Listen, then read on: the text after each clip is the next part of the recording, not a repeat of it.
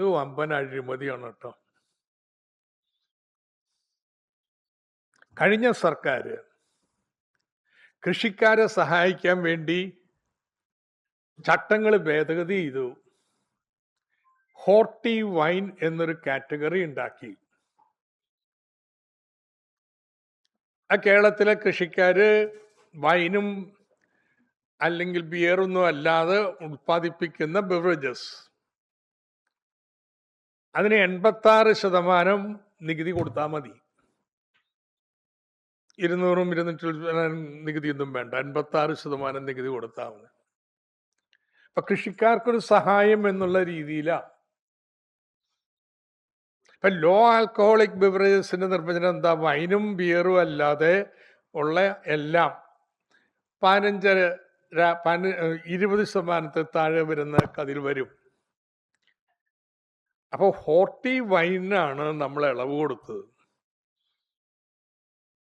അന്ന് ബക്കാർഡി കമ്പനി കേരളത്തില് ഞങ്ങൾ ഉണ്ടാക്കുന്ന വൈനുകളും കാർഷികോൽപ്പന്നങ്ങളിൽ നിന്ന് അത് വീര്യം കുറഞ്ഞതാണെങ്കിൽ ഈ നികുതി നിരക്കിൽ 86% വിൽക്കാൻ അനുവദിക്കണം. കൊണ്ടുവരണമെങ്കിൽ, ഇമ്പോർട്ട് ചെയ്യണമെങ്കിൽ പെർമിഷൻ വേണം, ലൈസൻസ് വേണം. GST കമ്മീഷണർ പറഞ്ഞു ഹോർട്ടി വൈനേ ഉള്ളൂ,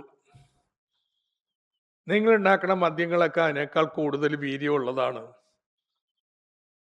ഇവിടുത്തെ കൃഷിക്കാർക്ക് വേണ്ടിയുള്ള അതുകൊണ്ട് ലൈസൻസ് തരുന്നില്ല.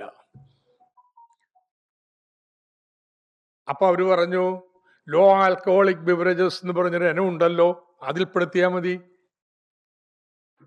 അപ്പൊ നമ്മൾ പറഞ്ഞു ഹോർട്ടി വൈൻ ആ ഇനത്തിൽപ്പെട്ടതല്ല, വേറൊരു ഇനം തന്നെയാണ്. മറ്റേ ലോ ആൽക്കഹോളിക് ബിവറേജസിന് നികുതി നിശ്ചയിച്ചിട്ടില്ല, അതുകൊണ്ട് റിജക്ട് ചെയ്യണു. ഈ ബഡ്ജറ്റില് നികുതി നിശ്ചയിച്ചു കൊടുത്തിരിക്കുക. ബക്കാർഡി കമ്പനിയും മറ്റ് കോർപ്പറേറ്റ് കമ്പനികളും ഉയർത്തിയ പ്രശ്നം അങ്ങനെ ലളിതമായിട്ട് പരിഹരിച്ചു കൊടുക്കുന്നു.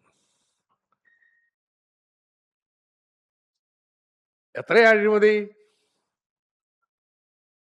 1000 കോടിയുടെ മാർക്കറ്റിലൊക്കെ തുറന്നു കൊടുക്കുമ്പോ എത്രയായിരിക്കും അഴിമതി നിങ്ങൾ ആലോചിക്കാം.